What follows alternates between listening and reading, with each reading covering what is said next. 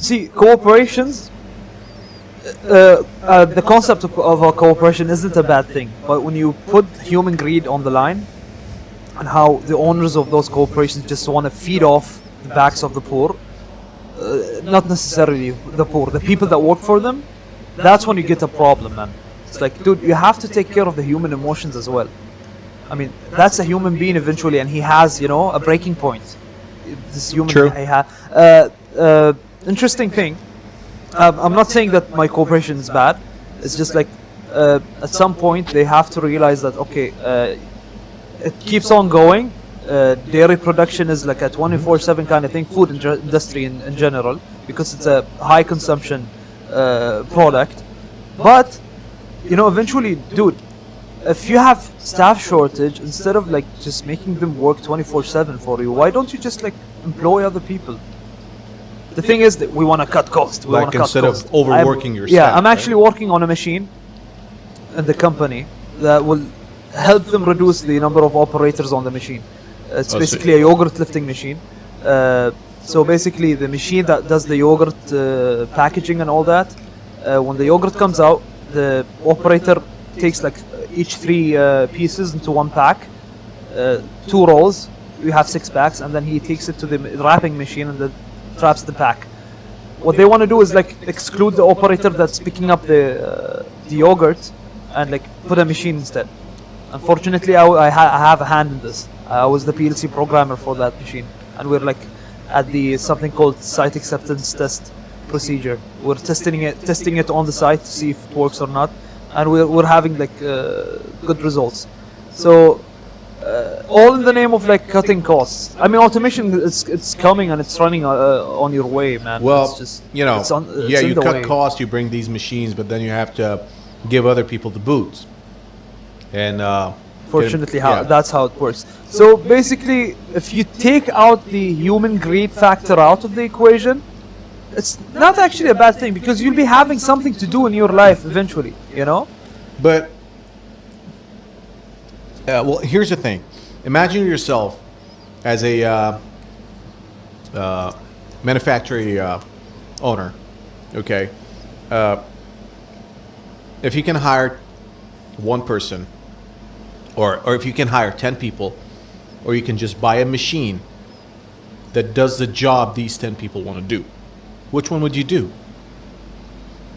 I mean, at the end of the day, you started this business so you make money. Yeah, but there's a difference between making money and making huge money. You see, that's where the greed factor comes in. I mean, you can make enough money to live. Why not? But that's... And don't forget that the human factor is a really important factor in your life. If you're just gonna solely depend on machines, of course it's gonna have a negative effect. I can't think of any negative effects right now because I'm an automation engineer, and my mind is just wrapped up around machines. You worship machines. And how they speed up the process of everything, exactly.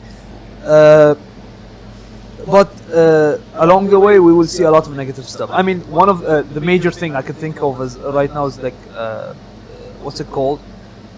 People running out of jobs and just like they're unemployment. Sitting home. Unemployment, yeah. We have a huge unemployment issue globally, not just in this country.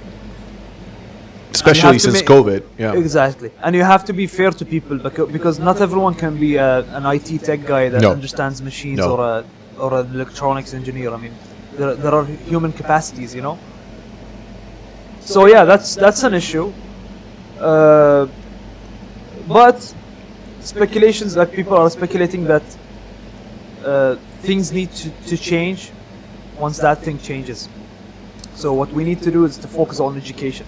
We need to like meddle with the educational system to like point people towards automation and actually make them study those kind of stuff. So, I mean, change is coming anyways. I mean, if you're just gonna sit there and not accept the change, life's gonna pass you by. Exactly. Life's gonna pass you by. I mean, it's in order to survive, you have to be pretty adaptable, or else evolution's gonna leave you behind. Mm-hmm. Big time. Yeah. So yeah, and thing I'm, about I'm, I'm glad. I'm glad we're seeing a lot of the people, the newer generation, uh, thinking of retirement in their early 40s, as opposed to how things were 10, 20, 30 years ago. you only retire when you're dead. Yeah, you retire when you're dead. A man has to work till he dies. That never made sense to me, even when I was a little kid. My dad always jokes about the fact that when I was a kid, I used to, and he says this, it's like, I knew right from the start you'll never be anything. Okay, he was at least he was honest, you know. I always used to ask him, Dad, so why is it? I mean, why is it that we can't go to school for 2 days and have a 5-day weekend? You know, it's like ever since I was a kid, I wanted it to be backwards. I wanted to go to school for 2 days, but then stay at home for 5 days. Doesn't make sense that you get to enjoy for 2 days, but then study or work hard. Or There is a local Bahraini company. These polytechnic students. They started like a company, and you know what they did? I think they have this like 4 hour system or 4 days system of work. I'm not really sure how it works, but they tried this in Japan and they tried this in another European country. I'm not really sure. I think Denmark or somewhere there. They actually got good results. What they basically did is they have 6 hours of working, so they can like go back home and stay with their families, and their productivity increased. because I don't think you necessarily need 8 hours to get Exactly. certain jobs done. The old system says that no, you have to be 8 hours, 24/7 working for Oh, a yeah. productive. Always on call. Yeah, result. Yeah, always on call to be a productive guy. But as I said before, you're a human, and the human factor comes in, and you have to realize that humans, they need rest. Once you rest up, your productivity actually increases, Yes. because you can focus more during those 6 hours. See, there is a concept in engineering that says it's not about how many hours you put into your work. It's the thought that you keep in your work. You could stay on a PLC program, for example. That's my specialty.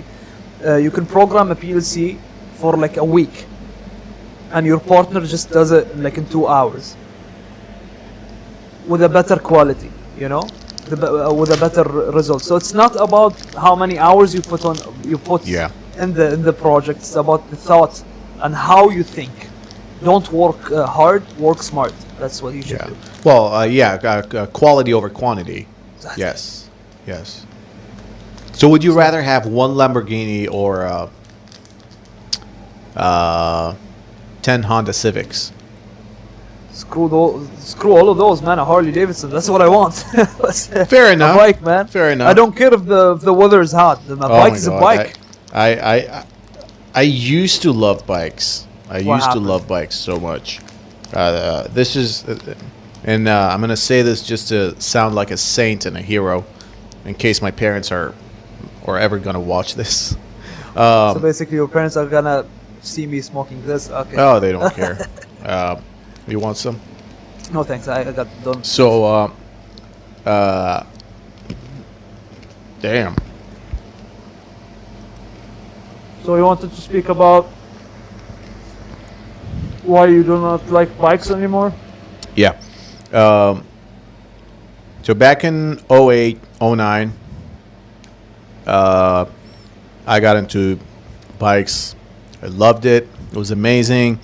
My uncle encouraged me to get my license, and you know how you get your motorbike license in 3 days. I got it, and we used to go out every weekend around 3 in the morning, 3 or 4 in the morning, way before the sun comes up. We used to go for a cruise, park somewhere, get coffee, breakfast, and then ride back home. And I did it just for a few months, and I realized, within a short period of time, that when I go out, my parents don't sleep. Yeah, they get worried. Oh, they get real worried. So I'd come back, they're worried sick about me, because when you're on a bike, you can't use your phone, or you shouldn't be on your phone, even if you can use your phone. right? So I'd be gone for 4 or 5 hours, and they would be awake, worried, waiting for me to come back. And when my dad told me that, I might have been on my bike once more after that, and that was it. That was it. The farewell ride. That's it. Not only I stopped, riding bikes, I also lost interest because I couldn't get myself to like something that makes my parents so worried. Now they use that against me, by the way. Like this amazing holy sacrifice that I did, they use that against me. They're like, well, see, you sacrificed that, something you truly love for us, and because it made us worried and all that. How come you don't sacrifice other stupid things you do? Like, because other stupid things I do that you guys don't like are not making you concerned for my safety. You just don't like it. Whether it's the way I dress or the way I eat or how I, how my room is or whatever, you have the right not to like it. But that does not mean you're concerned. You're worried about my safety. Yeah, exactly. My safety is not at stake. You're just worried about, some personal things I do. But with the motorbike, you actually had a genuine, rational concern. So, which made you realize, and yes, it made me realize that I wouldn't want my parents to be worried. Even if it's something I love, I wouldn't want my parents to be worried about that thing that I love. So I had to ask myself, do I want to be doing something that makes them really worried? Or so I just lost interest in motorbikes altogether. Well, I have a story related to bikes, and it still hasn't made me lose interest in bikes. So one of my friends, he owns a 2005 Yamaha R1. It's a sports bike. I don't like sports bikes in general. So I've decided to go behind my parents' back, knowingly that my parents disagree and hate the fact that bikes exist in the world, and the fact that their son is a crazy fanatic Harley Davidson lover. Alright? So basically, I went behind their backs to get my license. And a day before my test drive, good old oil. Showing the addiction. Anyways, so you gotta I finish think I that, by the still way. have. Sorry? You got to finish that, by the way. I've what? You have to finish that, by the way. Yeah, sure. Don't worry about that, man. I have a hearing issue. I'll tell you about it later as well. But anyways, getting back to the bike story, I asked my friend to lend me his bike so I could just practice a little bit more on the road, and I was actually planning to buy that bike, so I wanted to take it to the garage for inspection. So he agreed, and he told me, you still don't have your license, right? And I told him, like, I'm going to the traffic directly tomorrow anyways. I'm gonna get my license and wow. So he agreed. He gave me the bike. Dude, on the second turn leaving his house with the bike, I got into a crash. Dude, it was so crazy. So what happened was I was in a traffic light, and there was a 90-degree turn, and he told me that, like, after getting into the accident, that not a single biker in this neighborhood actually takes this turn because it's a hard turn, and you're just a beginner. How the hell did you manage to go through that turn? So it was a 90-degree turn, and when I went sideways, I kind of lost control, and I put on the throttle by mistake, and I crashed right through the pavement, and I flipped with the bike. So what happened? My parents do not know this. They still are not aware of what I did. I got injured here, both of my arms. I had to call my friend up, pick the bike, put me into the hospital. They wrapped me up, and I went back home. When was that? I think it was 4 years ago. Okay. When I think I turned 21 or 20. How old am I? I don't. Speaking about birthdays, I have birthdays too. I hate them, and So I do not know how old I am. It's to that extent. I hate that question.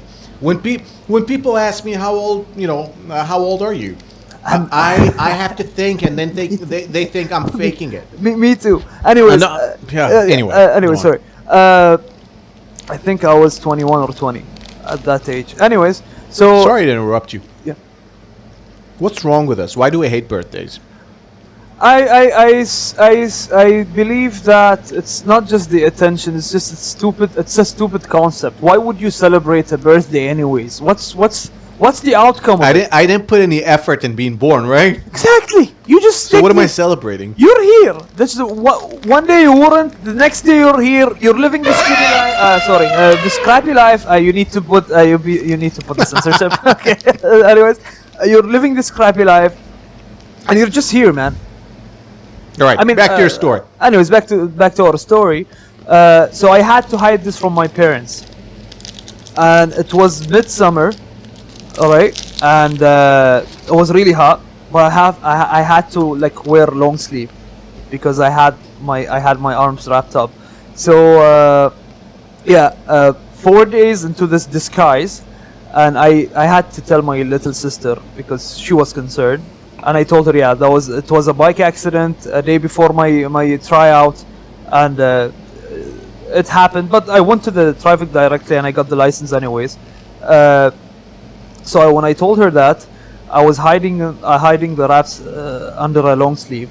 One day I just got sick of it, and I wanted to just like live freely around the house because it's nonsense walking around the house midsummer with long sleeves on, and like your parents keep asking you what's up.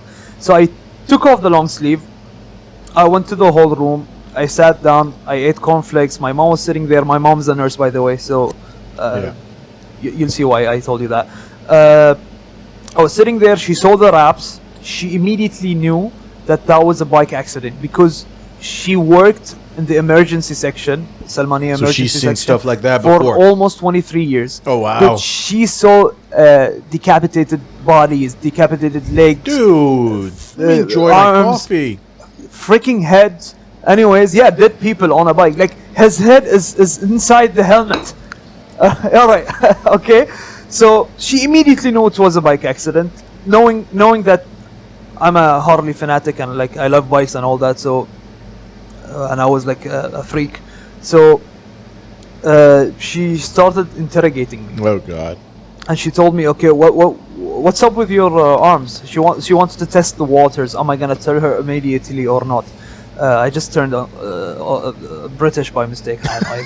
Okay, anyways, excuse the we're the about as accent, fake as it gets, man. Yeah, it's as fake as it gets. Anyways, so when she asked what happened, look at my cover story, huh? So the car broke down, Mom, and I had to open up the coolant system. And steam came out, and I had to protect my lovely face. So I put you my used arms your like arms that, as a shield. And I burnt off my eye. It initially worked on my dad because my dad was in his room, but he left the door open, so he heard that and he was just quiet. And then we went along. We were watching the show, me and my mom. I don't really remember what show we were watching, but I was just like having my cereal. 4 p.m. for some reason. And my little sister walks in, and she says, "Oh, so you told them about the bike accident?" Oh, Jesus! And I just froze, man. I just froze, and I looked at her and like, shut up, please be quiet. And like, my mom just turned like so quietly, and like she turned at me and say, "I knew it was a bike accident. I'm a nurse. You can't just like, you know." So you were busted. Yeah, I was busted from the yeah. And dude, I heard the scream of my dad out of his room. What the did you do? And he just like barged into the whole room, all mad, and like, you know, things happened that I can't say on camera because I'm a grown man now. Oh my God. I don't want my image to go bad, man.